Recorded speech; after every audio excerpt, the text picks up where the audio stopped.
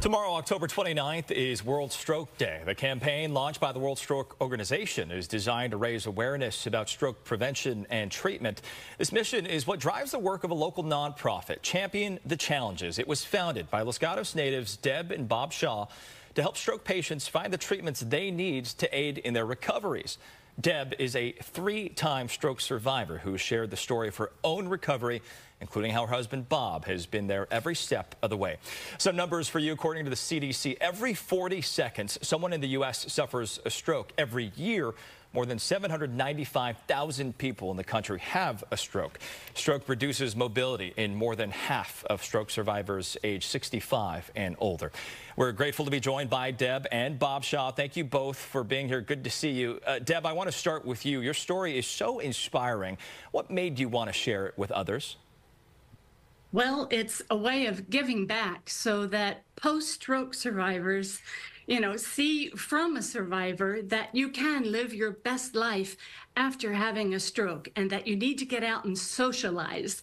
And that is really the most important message. Yeah, that is a very special message. Bob, one of the things Champion the Challenges does is an annual golf event, which allows survivors to come together, use golf as rehab, and have that community. You just held it last month. It was sold out. So what did it mean to you to see this group come together in this way? Well, we try to build a foundation that's inspiring to others, and watching this event was so inspiring for Deb and I. And one of the things that we found that's critical to life after a stroke is creating impending events, something that a family or a caregiver can take a stroke survivor to that gets them out into the public, allows them to explore, and in some cases, try something they've never done before. And so Golf for Life is one of those events. Yeah. Deb, you speak about your 3 Ps that helps you rehabilitate. And what are those? And what therapies have you found have worked for you over the years? The 3 Ps are patience. You have to have patience during your recovery. Positivity. You have to have a positive mind. It's an open mind. And then practice. Practicing everything you learn from the therapist and keep doing it, just like exercising, is so key. And then, I'm sorry, what was the second part? No, what therapies have worked best for you over these? Yeah. Yes, thank you. Water therapy, so aquatic. Also the hyperbaric oxygen therapy and cranial acupuncture. All of these accentuate PT and OT for a better recovery. And maybe another P in your partner, Bob, we know, who has been very helpful in this process. My pillar of strength. That's right. Bob, this organization also works with therapists and families and friends of survivors like yourself. What is your advice for people going through this with their partners or with their friends to be as supportive as possible?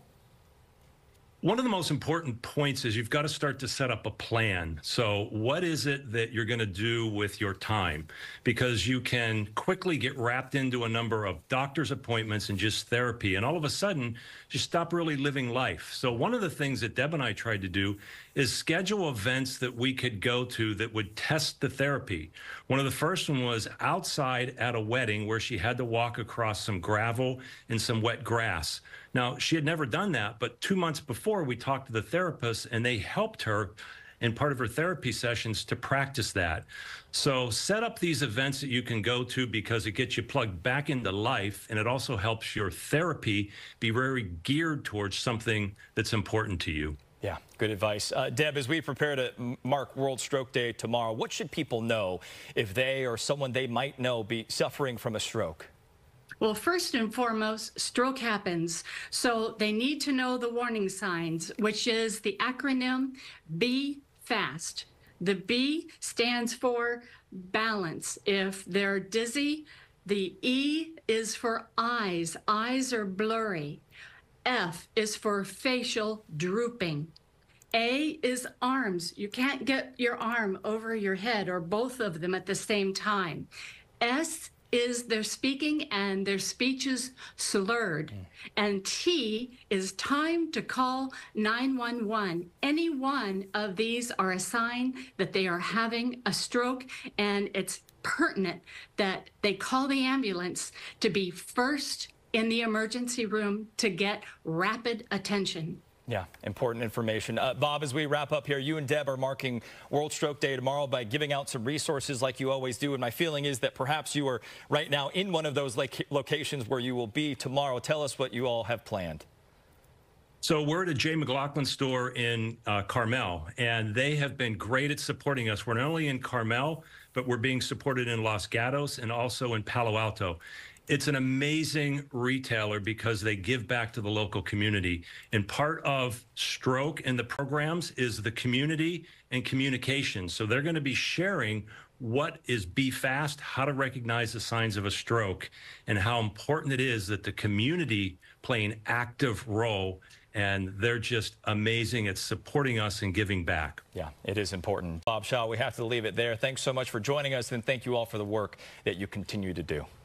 Thank you very much, Greg. We appreciate it.